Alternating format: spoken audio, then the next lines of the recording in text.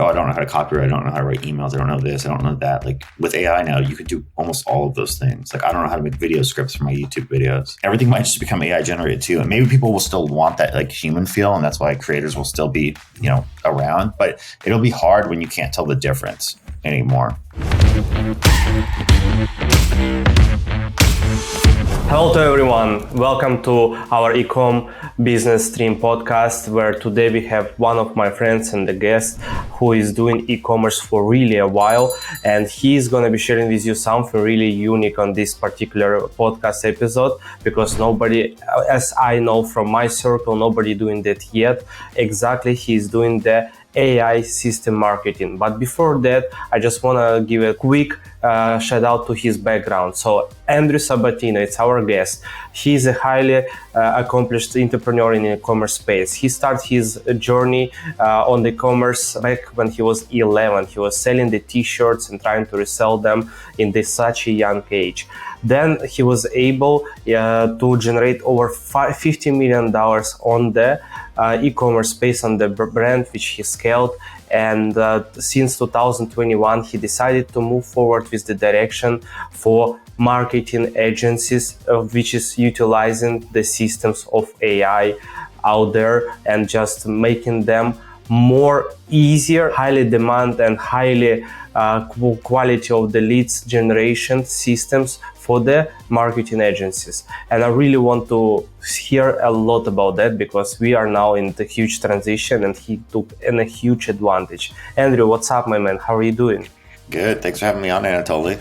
So let's start from the beginning. I really want to hear more about your brand which you scaled, and from your young age, how the transition was looking like such a young, you were already doing some kind of business, I would say. You were selling the stuff and making, I understand, the margin on top of that. I really want to hear how that came in your life and how did you transit that to the e-commerce side? When I was 11 years old, we actually we moved to Utah from New Jersey. So I used to live like 30 minutes from New York City when we moved to a small town in Utah. And that didn't leave a lot of options, especially at 11. But my family, we're all pretty much entrepreneurs, at least on my dad's side. And I wanted money. And the PlayStation 2 had just come out. And I couldn't get a job. I was too young. I tried even. I went out, tried to get a job. Obviously, I was too young for anyone to hire me. So I was like, well, how am I going to get money? So I just used the resources that we had around me. So we lived in a small tourist town. So before Etsy was a thing, I just kind of started making crafts. I was making these arrows that I would actually then consign to all of the gift stores. And then I made sure to put my story next to them too, because they probably, 11-year-old making them, they probably weren't that good. But I put my story next to them so people would still buy them. So I got to use the emotional advantage there, that I was an 11-year-old that had my own little business. And I'd make a couple, $300-400 a month, which at 11 years old was really cool. But that was where I got my start in the physical product game. And after that, I kind of just kept going in that, where I was doing, eBay was a thing back then. This is going to be the late 2000s, 2006 to 2012. So Amazon really wasn't as big as it was now.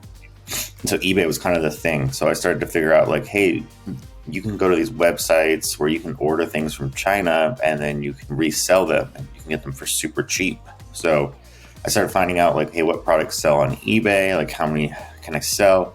And I started doing that. So I was ordering stuff off DHgate. I don't know if you're familiar with that. You've been kind of the e-commerce thing for a long time. Do you remember DHgate? Kind of before AliExpress existed? I guess no. Yeah, very similar. It was it was just like AliExpress, but it was before that.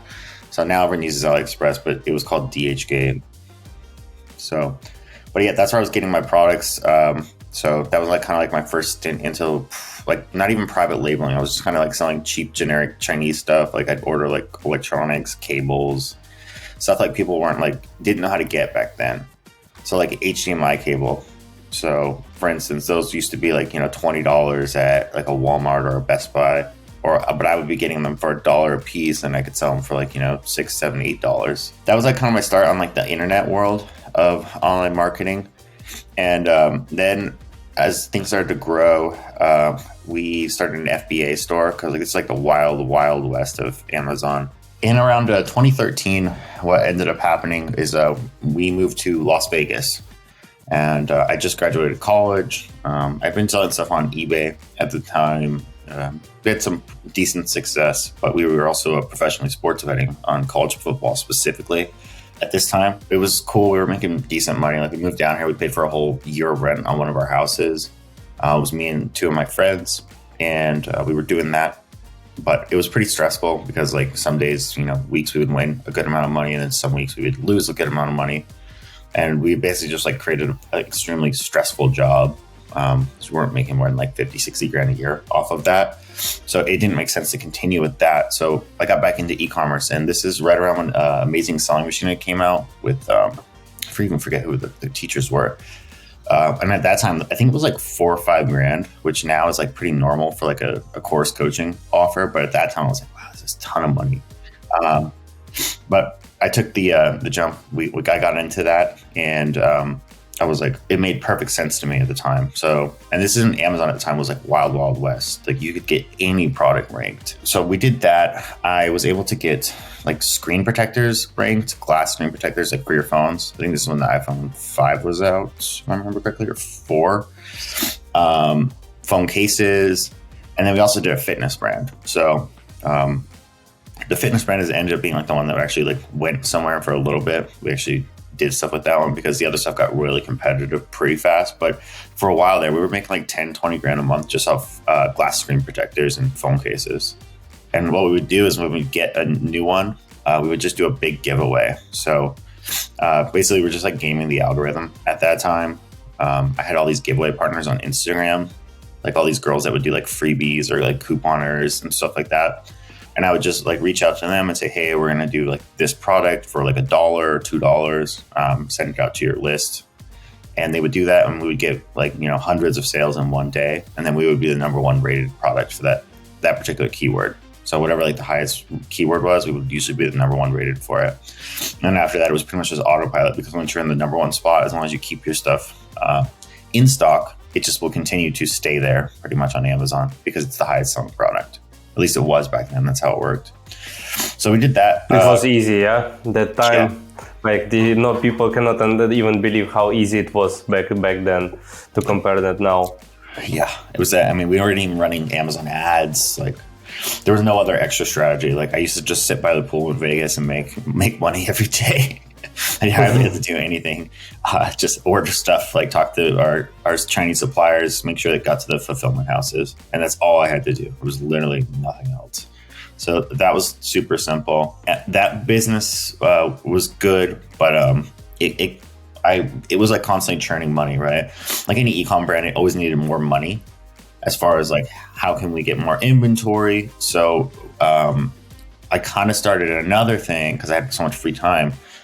Which was an Amazon to eBay arbitrage business. So we were basically like shipping things from Amazon to people who purchased them on eBay with Amazon Prime. So like with 2-day shipping. But I kind of like came up with a unique angle on there to make sure that like it wasn't just like ripping people off. So what I did is I would just charge the same price across the board, but I had figured out at this time a way to get Amazon gift cards for like 25% off. So we actually were building a 25% margin into the business. And it's kind of a funny, unique story with that, because at the time I would just buy Bitcoin, here and there from like this guy in town who sells it for cash, and he kind of started explaining to me. He's like, "Oh yeah, like I sell a lot to escorts and hookers because they need Bitcoin to get on this thing called Backpage, and so they come and buy it from me so that they can put their ads up." And so I got thinking, and I found this website called Paxful, and Paxful was like a marketplace where like you could sell Bitcoin, trade it for whatever. And one of the ways you could trade it was for Amazon gift cards. So these hookers and escorts needed Bitcoin to get their ads up on Backpage. And then I needed an Amazon gift card. So we had a mutually beneficial relationship here. And so they would just like go down to like the gas stations and they would send you pictures of Amazon gift cards. And like they do it in like $25, $50, $100 at a time. And then I was paying them 75 cents on the dollar for every single one of those gift cards. So we actually built like a 25% margin right into the business, just like that. So I had like an assistant that would have to sit on kind of Paxful all day and like pay attention to it. But it was a pretty interesting business. Eventually, we scaled that business too much, too fast, and PayPal shut us down because they didn't like that we were bringing in so much money so quickly. And then it was a drop shipping business, obviously. So they actually ended up holding like $80,000 for like 6 months, which was a killer to it. Obviously, it started to get trickled down because I couldn't ship stuff, and I also couldn't refund people because the PayPal was shut. So it kind of just like blew up everything all at once. And I decided to get out of my FBA business at the time too, because my partner was getting a little kind of crazy. So, and my buddy had just started another company here in Las Vegas called Safe Life Defense, which was a body armor company. So this was in 2016. It was a bulletproof vest company, and they had never done anything like related to e-commerce. He'd always been in like the service industry. So I kind of came in and I started helping out with like the systems, the processes, and that business just kind of blew up over the years. So you bring your expertise into the business. Yeah. Because like when I got there, like they were still like shipping things by like hand. There was no like ship station. There was no labeling system, no inventory. Like everything was just kind of like fly by the night. And they've done really well with it so far. It was a couple months old. They had launched a Kickstarter campaign, or an Indiegogo actually, because Kickstarter wouldn't allow that, and raised like, 20, 30 grand just right off the bat, which is good. A lot of that was due to video, because like his cousin was a videographer before like a videographer was really a thing. It's like early, like 2016, 2015. And so they had been able to raise a little bit of money for their first go around, sell a few of them, and it just kept scaling up from there. And that business was really cool because like I'd built some up to like, 7 figures before, but like that was the first one that we ever built to 8 and kind of like, into the higher 8s over the years. So I learned a lot. Like that's like, I would say like the first business like that ever really helped like get to like a real level. It wasn't just like some scheme or like some kind of like just like very like fly by the night e-commerce brand. Like we built something very real. It's still around to this day. So, and like you walk around Las Vegas, you actually see like the security guards still like they wear them. We sold to most of the Las Vegas casinos here, but that business was cool. I think one of the biggest benefits we had there too was that we invested heavily into video like early on. Like our first hire was a videographer, so that was like the very first person we hired, and then a warehouse person. So we were just very into like, hey, like this is like the future of like digital marketing. Video is going to be the next big thing. And I think that's part of why we were able to grow so much. Like we had like a full on like cinema camera at the company. And at one point we had 3 videographers, which is kind of rare, for an e-commerce brand. Which year it was when you hired videographer? 2016. Oh yeah, that was definitely, YouTube was barely famous. I mean, it was, but not that way like now. Yeah, and like most ads were still picture ads, right? It was rare to see video ads, but we went hardcore into video, and it ended up working out really well for us. That business like kind of just grew year over year. It had a huge boost during COVID, and it kind of like stuck with that after that, because obviously in the body armor industry, there was a lot of fear that year, right? And fear, unfortunately, does sell that product really well. So in 2020, I mean, everyone thought the world was going to end, right? When COVID started, so huge boost there. We weren't even sure if we were going to be able to stay open, keep our manufacturing open, but we were. They deemed us essential, which was nice.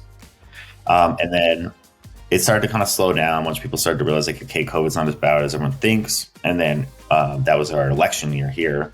So we had a bunch of crazy stuff going on, with all the riots. The George Floyd stuff happened that year. So there was lots of protesting. So people just kept buying it.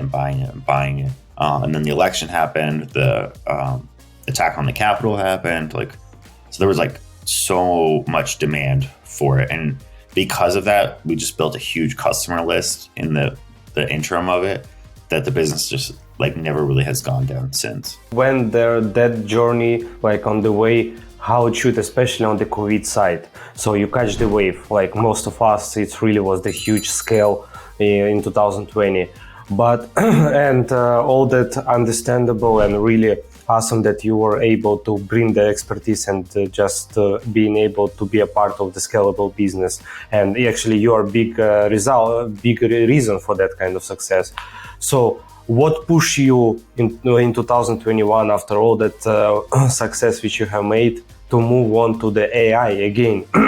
I see that you're catching the trends before they are showing up. AIs were really far away from the trend in 2021, and it was just recently, but it was really something not exist, I would say.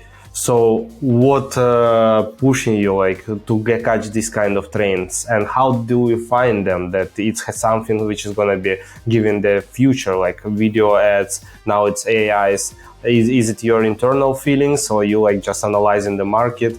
How do you make your decisions? Yeah, so we go to a lot of events, and like I would say the AI is like more of an iteration of like what I was originally trying to do. But I was going to like Perry Belch's events at that time, and he's been using like OpenAI since it came out. And we were kind of just like using it for like kind of stupid stuff too, like more like just like writing things, blog posts and stuff like that. Like tools like Jasper and other things, which I think is mostly what he was doing it for as well. And then obviously like more recently now there's so much more power with like what GPT 3.5 and GPT 4 can do.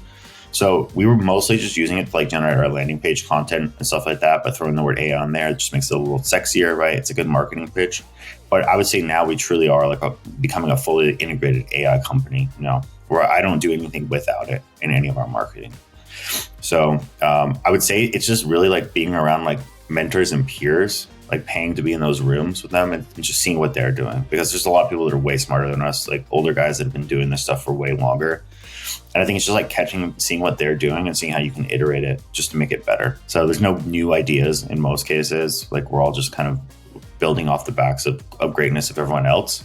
So I just like to see like how can we improve the things that have already happened? Like how can we fix things, make them better? And that's tends to be what I do. So I just look and see what's working, how can we make it more efficient, and how can we do it like faster than them.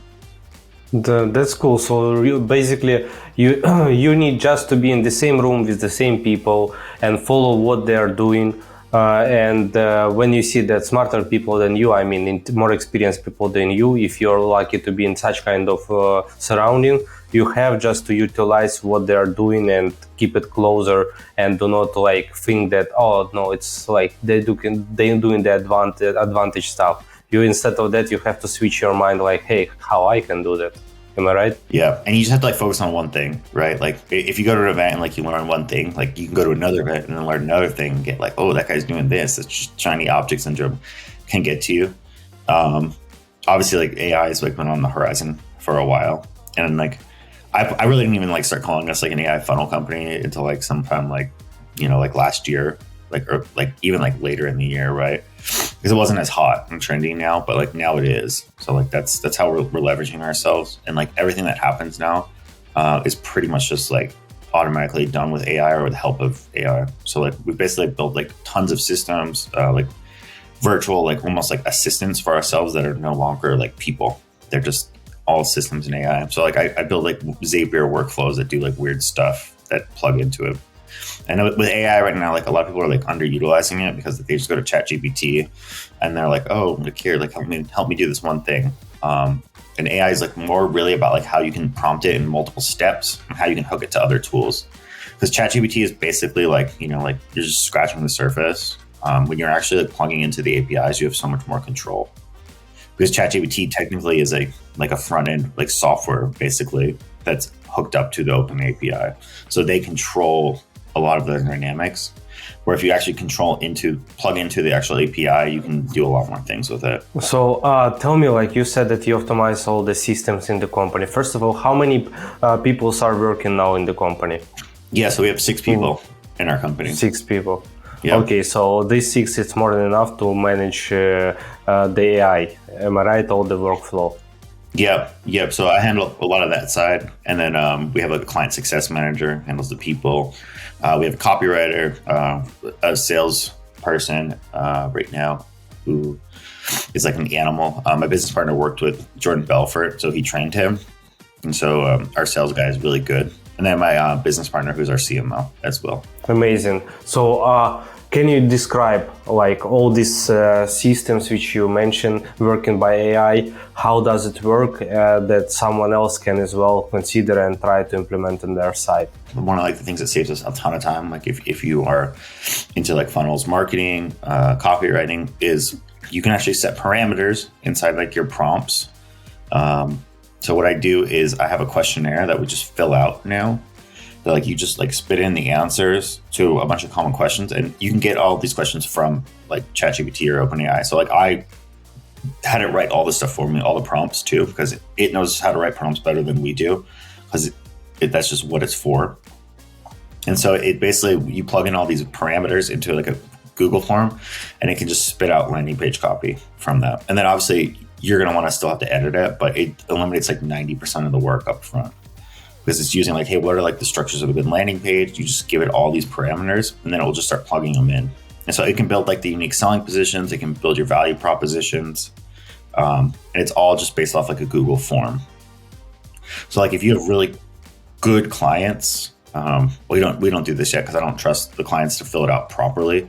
But if you had really good clients that you knew could fill out the form like the right way, you would actually end up with like them generating almost all their own landing page copy just from AI. So basically like a Google Doc which you're filling up, and after AI system is just scanning it and just implementing the way how you wish. What exactly are you using? The OpenAI like ChatGPT, or some specific softwares which is helping you systemize all that stuff? Yeah, it's OpenAI, but it's Zapier, so that plugs it all in. So it's a Google form, and then Zapier goes to it and starts to pull the answers in, and it plugs them into each prompt. And then there's like multiple prompts in there. So it's not just one prompt, it's like multiple steps for each section. So the way to really like utilize AI is it learns off of itself, right? Especially in ChatGPT. So like you need to feed it information first in order to get accurate results. Because if you give it generic stuff, it's going to give you generic results back. But if you feed it with the right information, it can actually like become you. So like in ChatGPT, if you just like feed it tons and tons of like your own like speaking and like if you transcripts, like if we were to take this and transcribe just the Anatoliy side, eventually like you would have a AI Anatoliy that could just write and if you put it into something like Descript, like even speak for you. That's true. That's correct. So basically, if you are onboarding some of your clients, or you like asking them to fill up, or you doing that for them, it depends on the client. So then, if it's fill up properly, you in that way you train the OpenAI to speak, let's say, the voice of the brand. Am I right? Which is able to. So how does it help you? Like you get the script, you get like I want to understand the idea of all this automation, or it's generating the script and after that automatically it's forwarding to the media buying department, or it's creating own ad. What's the process of automation here? Yeah, so it throws it all into a Google Doc, and then our copywriter just has to edit it, and then we send it over to our design team. We're not quite there yet with AI to actually design the whole entire funnel, but I think we're pretty close, honestly, with stuff like Midjourney and like Aluna, as far as like image generation. So that'll be the next big step to where like it honestly can almost start generating whole web pages without even doing anything. It can generate all the emails like up front. So like all your automations and stuff, it can take all the landing page copy and then generate all the emails from it. And it all just like all comes down to just Zapier workflows. So, but the idea is like, I'm kind of like a lazy person in a lot of ways. I want to find like the best, fastest way to do something because I don't want to sit there and write. I don't even want to sit there and do it inside ChatGPT because like, I just know sometimes I won't. I'm just not the best at that kind of stuff. I'm a really good networker.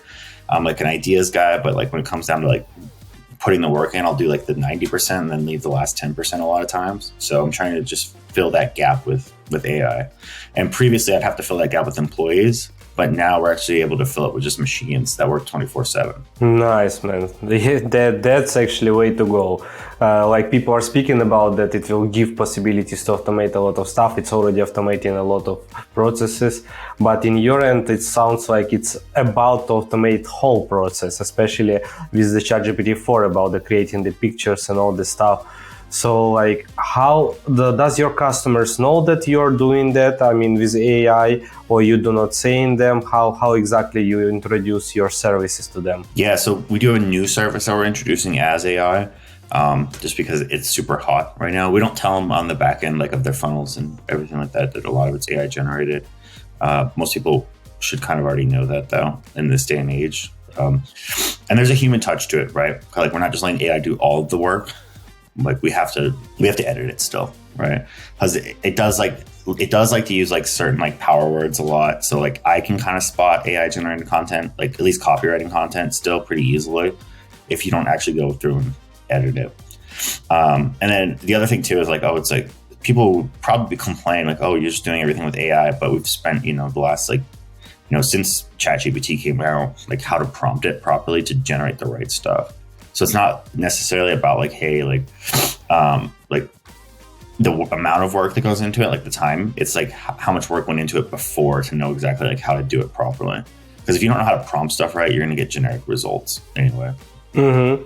Yeah, and anyway, without the good operators, the AI systems won't be able to work. I believe so. As you said, it will be working on the general level if it's going to be just not good operator. But if operator really knows what he's doing and asking the right question, then AI really will give the different stuff. For me, I believe it's just imagination stopping people from really utilizing AI in the way how it can.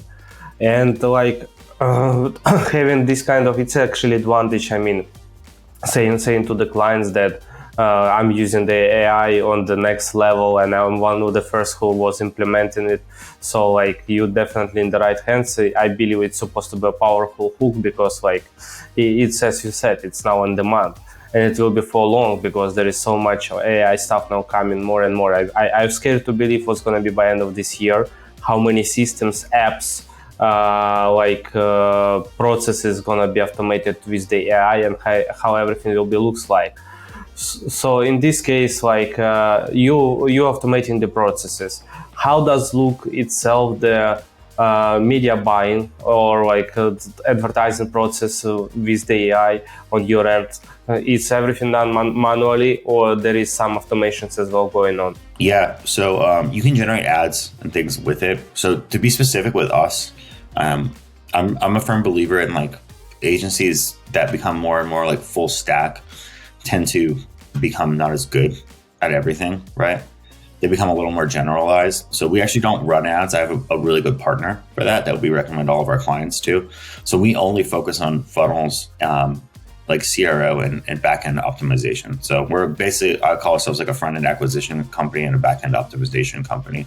But we don't actually run ads for anyone. So I don't know exactly what they're doing with it. I'm sure on their end, they're utilizing AI to generate things, but most of our clients are like high ticket sales. And so we go pretty simple with our stuff. We do a lot of like lead gen, like type ads, I know on their end. So they keep it really simple, which is why they're able to kind of scale really fast with those offers. Actually, what you described, it's a perfect for the funnel building. I mean, for such kind of agency, that kind of direction, what you mentioned, it's actually a perfect way, saving time a lot because a lot of copywriting is going on there. It's amazing, especially this kind of AI tools, which can generate website. Like I remember I was tested out, I was trying to see generated agency website through AI. It took me like 45 seconds. I'm like, whoa, it's so cool.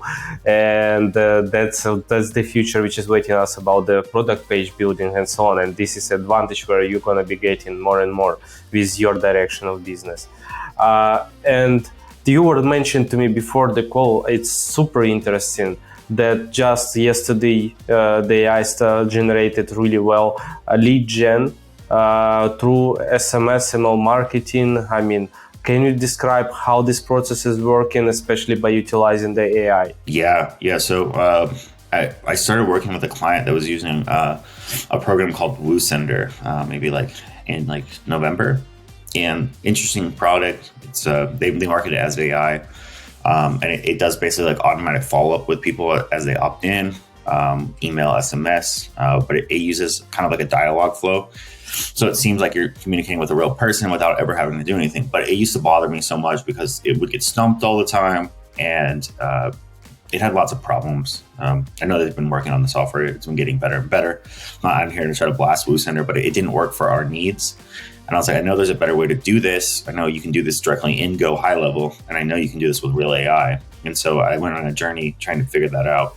And we kind of basically just cracked the code on how to actually have real conversations inside OpenAI that go back and forth between text messages. So our goal is now to eliminate like 90% of setters in most of these companies. All you're going to need your setters now for is to actually triage people on a call real quick. But all the communication can happen inside of AI. So it's crazy. So you can give it really weird responses because it actually is real AI. It knows how to respond and gets people back on track. So it's kind of the new, do you remember when quiz funnels came out? Yeah, it was actually a couple of years ago. It wasn't that far. Yeah. So it's the same exact concept, but now it's in a conversational AI. So we're now taking people down a journey and qualifying them based on questions, but it acts like they're talking to a real person, which is the same thing setters are doing too. Like when you get a random Facebook message or a random SMS, like it's a real human just doing it, but they are just asking like you qualification questions to see if you're qualified. How do you make that setup? I mean, like it's moving in the direction where it's asking the right question, as you said, but how? The number one question, how to optimize that kind of systems?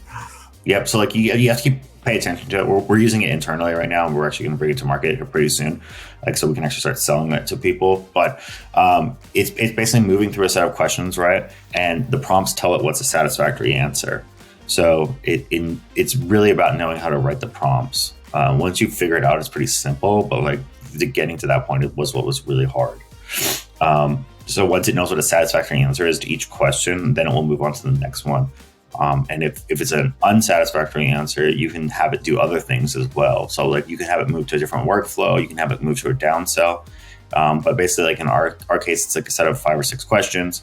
And then it will move them to I call it like the congratulations flow, like you qualify. And then we have a piece of software we developed that's also like a booking bot that will hook directly into Go High Level's calendar. And it bounces back and forth. It pulls the calendar and it sets them up with an appointment. You can give it like really weird answers. Like my friend the other day was like just messing with it. And he said something like banana pancakes to it. And it was just like, well, I don't really quite understand what you're talking about, blah, blah, blah. But like, are you interested in this service still? Right. Or did you just like say something funny? And then he actually took it off of its like questionnaire like type thing by like saying like, hey, I'm on an event. I actually can't talk right now.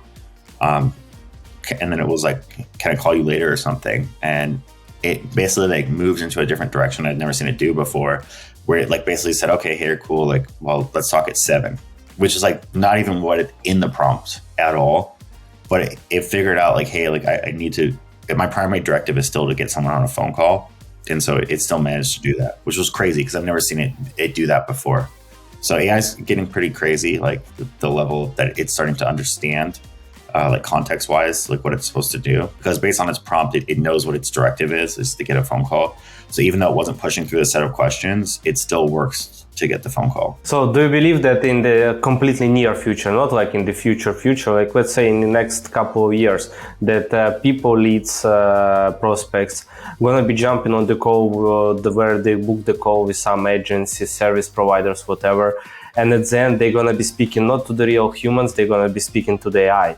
What do you think, how real it is that it will be like completely soon? I think it'll be by the end of this year. Like it's not going to be widespread yet, but yeah, I think there's already services out there that can do it. It's just not as seamless yet as it should be. And I think that's more of a hardware problem than a software problem at this point. But I think by like, honestly, the end of this year, we're going to start seeing that like it's going to start becoming commonplace. So basically like with AI, the reason like that I'm so deep into it and like going to like AI events and like trying to learn, like I spend at nighttime, I sit on TikTok and Twitter and I just like read about like ChatGPT and AI, because I think like in our industry right now, there's going to be a massive change. And if you're not like an AI expert, you're going to get left behind.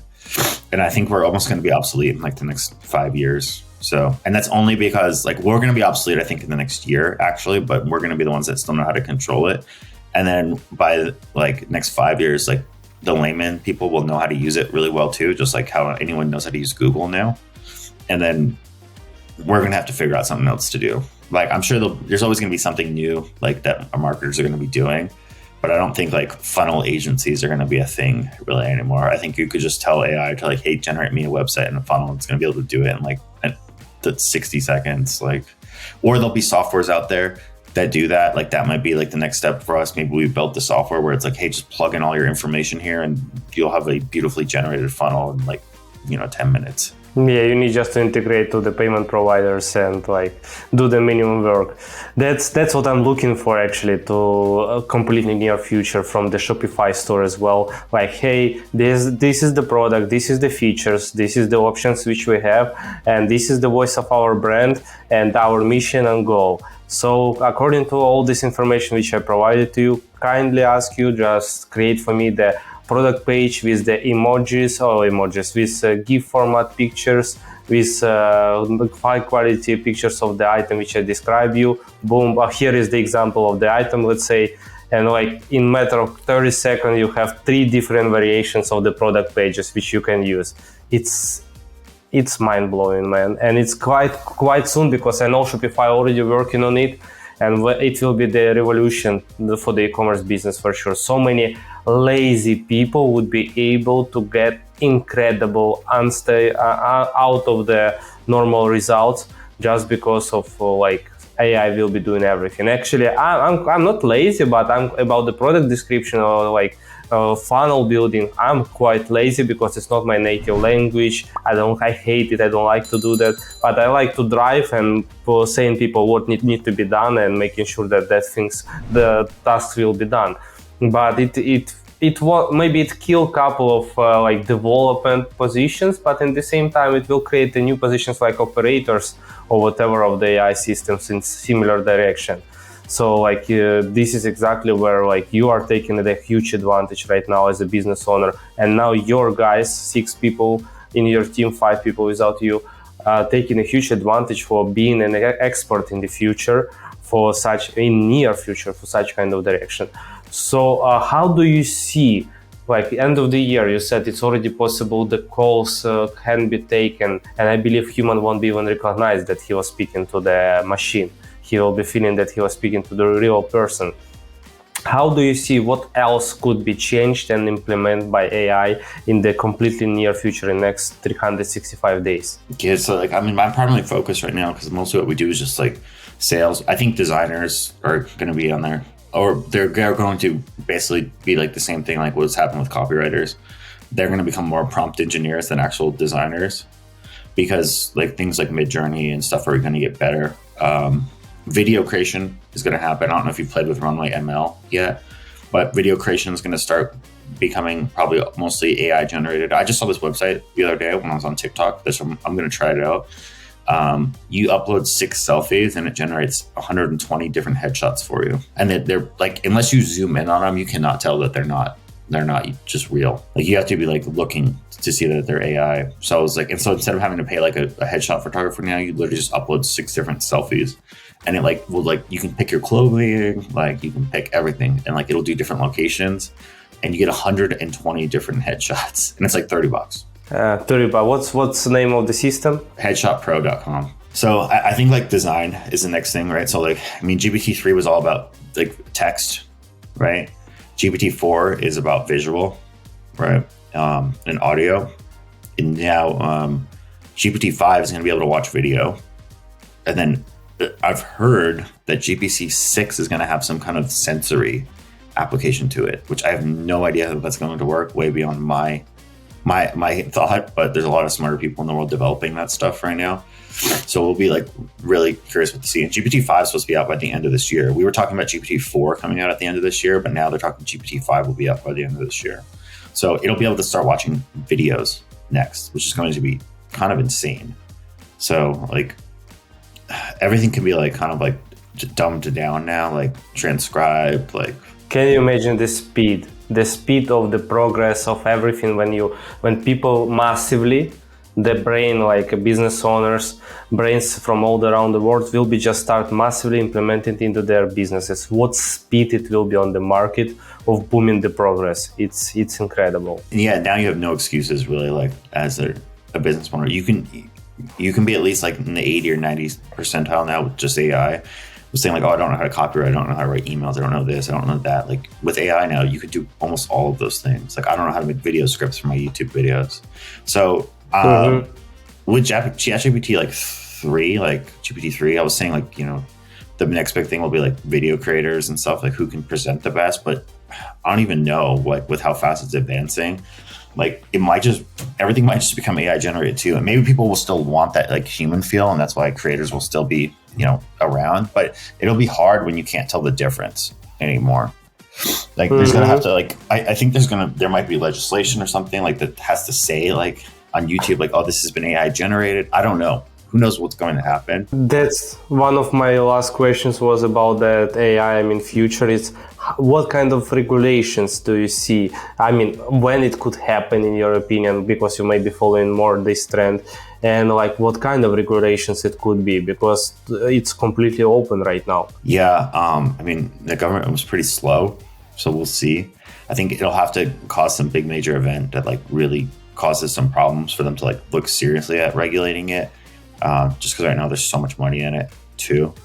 I know that they're like trying to talk about like pausing, but like with like letting ChatGPT 4 be like the next like 6 months before they release another one. But they can't really do that because one, America would just lose its competitive advantage inside of it. And then there's all these other competing AI systems out there now too. So like you can't ask a business to stop at this point. So I don't know how they regulate it because let's say we stop like, hey, we're going to pause AI for a year, right? It's going to stay in its current format. Then what's stopping China from coming out and building off the back of it a better one that puts them ahead? Because like we're thinking like marketers and stuff like that. Like, well, like what can we do with this product for us? But I'm sure like the military and stuff is also like figuring out how to use this kind of stuff for intelligence, how to analyze like data, because it's faster, right? So like they can probably put like reports into it and spit out stuff, and it can make like actual like solid estimates probably on like what's going on, probably better than a human can. So I'm sure there's a lot of military uses for this technology that we haven't even thought of, just because we're using it to like make funnels and product pages. We're thinking how to earn bucks, and they like making billions on the weapons and all the stuff because of AI. Yeah, and I'm sure like, I mean, honestly, it'll probably become a better general, like a better soldier. It'll control robotics. Like it's going to get crazy. I don't know like what will happen because AI is scary in that sense, especially if we give it control of the military. It could just be the end for us, but we'll see what happens. I don't think there's any stopping it at this point. Like I think it's just going to continue on. So I think we're just in to see what happens with it. It's a wild ride. But the fact that you can already override its like security features, like I don't know if you've heard of like Dan mode or whatever that it has, just like do anything. Like you can actually override it, and they keep trying to fix it, and then like people figure out how to override it again. So like you can get past its filters pretty easy still. Yeah, I heard about that. Just using different way, and it will be really giving you something what can hurt people. I mean, even with all these filtrations. And then also like, I mean, like it's conversational. So like if you just like keep conversing with it, you can get past a lot of its filters too, because like it becomes like more of a conversation rather than like a prompting system. Because if people forget it, it's a tool that's meant to be conversational. It was built that way. It's like you need to talk to it more like you would a human rather than like a machine. That's how you can get really good results out of it. But that's also how you can get some really like dangerous things out of it too. Like when it first came out, I was definitely figuring out like really easy ways to overcome its like security filters, just like have it write like stupid stuff. But I'm sure there's people out there with like more nefarious means that will use it for bad things as well. That's why it's quite scared in the same time as exciting. But especially you speaking about the military. I was thinking about that, but not much. But since you just mentioned the military from your end, and it's really true. Like when it's gonna be used, and it's already definitely using for a while, that could cause a lot of big issues worldwide. But right now we have just to take the advantage of what is available for us, and using those tools for us, for our clients, to make extra cash and improve the quality of the service for end customer, for middle customer, and for our employers, to make that as easy, as productive as possible. So this is our perspective of the AI. Yep, absolutely. Yeah. And then, the military's probably had it longer than we have, right? If it's out to open market, they've probably had it for a few years already or something similar to it. Yeah. So, but this is like the next like industrial revolution, the next internet, I think. So if you're not taking advantage of it right now, you're kind of crazy, because like this is like going to be like probably an even bigger transfer of wealth in the end. And with like AI, you can actually build stuff. Like you could start building like almost your own AI with AI. Like you can start building tools and things like that. Like there's nothing stopping you right now from like even going out and building another Jasper with just AI. Like you build the whole entire thing with like no code basically, which is the craziest thing. Like the AI now can build itself pretty much. I agree with you about that, and I'm so excited to see what's going to be happening on your end and what's going to be really happening with the market according to all the changes with the AI systems. And I love that we have this kind of conversation now, and I believe like since this particular moment and in like next 6 months our conversation could sound a bit different, maybe completely different, because you even gonna be more further in terms of implementing that for the businesses from your end, from your internal business, and maybe even will be software already exist. And from my end, I'm going to be for some perspectives using that more and more than now. But definitely excitement, man. Right now at the end, I would like to ask you one simple question, which is I'm asking every single one on our podcast. And if you're okay with that, I will ask you now. Andrew, what would you choose, especially in our days? The journey or end result? Always the journey, right? You can't appreciate the end result without it. So... And like that's just the end result just becomes the status quo anyway. So you're always going to want more. There's no point in the end result is always changing. So it's nice to have money and to have the things that you've worked for, but after a few months they get old and you just want more anyway. So it's all about like building big things with the people you love. 100% makes sense. I love the answer. And journey is always continuous until I believe we die. I mean, it will be always continuous. The end result could be different, maybe in terms of results, like making money right now or build a company for 10 years and make the same amount, obviously. But the choice could be changed to the end result. It all depends what's our goals. But definitely journey is something which is like, in my opinion as well, giving us sense of why we are doing that and what we are building. Appreciate for that answer. Andrew, it was really a pleasure to have you on the call. And maybe would you like to share something with the audience about your services, about how they can find you, how they can reach out to you and speak about the AI implementations for their companies? Yeah, so our company name is called Luxvoni. That's luxvoni.com. That's our funnel building agency. If anyone wants to follow me on Instagram, I'm not super active, but I will become here shortly. I need to. Obviously, that's one thing I suck at is making content, but I need to start doing it. It's just at Sabbatino, which is just my last name.